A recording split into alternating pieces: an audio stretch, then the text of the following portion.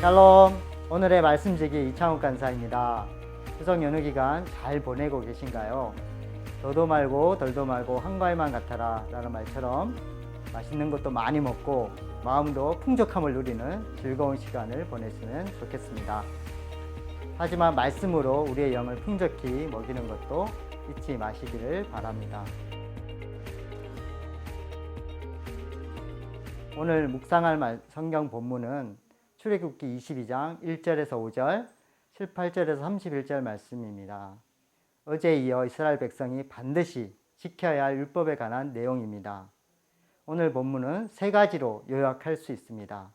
첫 번째가 재산권 침해에 대한 배상법이고, 두 번째는 종교법, 마지막으로는 도덕법에 관한 것입니다.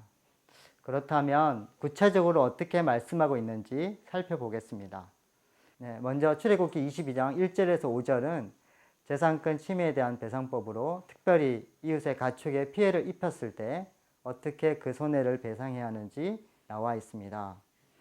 이웃의 소나 양을 도둑질하여 잡아먹었거나 팔아버렸으면, 즉 그 소나 양이 이미 없어졌다면 소는 5배로, 양은 4배로 배상하라고 명령하고 있습니다.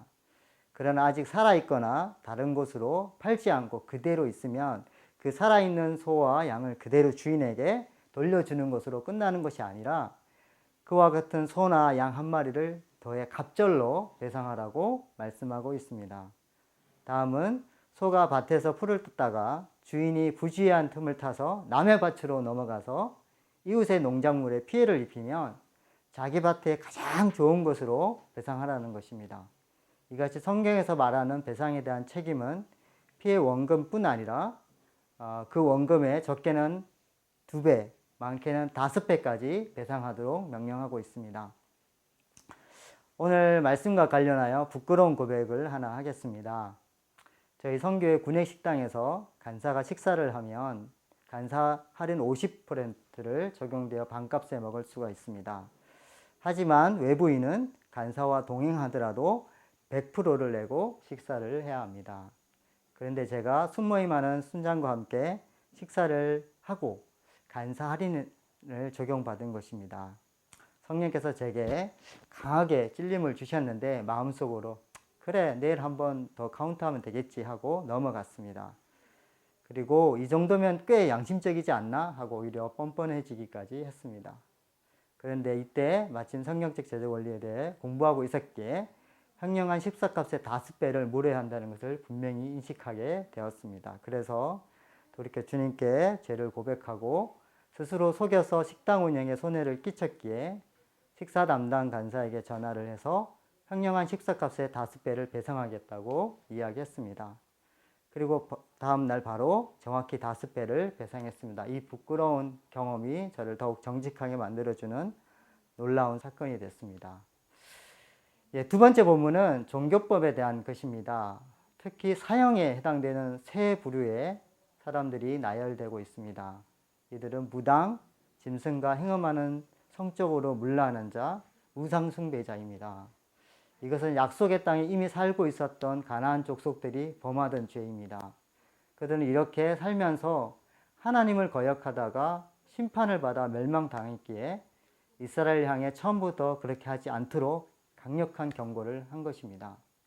악은 모양이라도 버리라고 했는데 악에 대해 너무 관대하면 결국 그 악에게 치고 말기 때문입니다.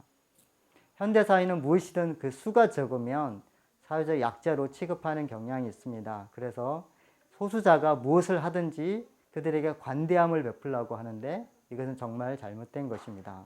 단순히 그 수가 적다고 사회적 약자는 아닙니다.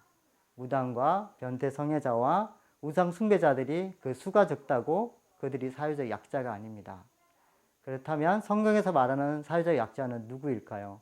그래서 오늘 본문 마지막에 잘 나와 있습니다. 그들은 바로 나그네와 고아와 과부입니다. 그리고 진실로 보호해야 할 사회적 약자들입니다. 현대사회의 나그네는 우리나라에 입국한 이주 노동자들과 결혼 이민자들입니다. 우리나라도 예전에 중동이나 유럽에서 건설 노동자로 간호사나 광부로 나그네의 삶을 살았음을 잊어서는 안 될 것입니다. 그리고 대표적인 사회적 약자는 고아와 과부들입니다. 가정의 튼튼한 울타리이자 보호자인 가장을 잃은 사람들입니다. 예수님은 신약 성경에서 이들에게 하는 것이 곧 자신에게 하는 것이라고 가르치시며 이들과 자신을 동일시 하셨습니다. 이상 오늘의 말씀에서 다루고 있는 세 가지에 대해 나눴습니다. 예수님은 모세가 하나님께 받아 기록한 이 율법을 폐하러 온 것이 아니라 완성하러 오셨다고 하셨습니다. 오늘도 성령을 쫓아 행함으로 주 안에서 이 율법을 완성해가는 저와 여러분이 되시기를 주의 이름으로 축원합니다.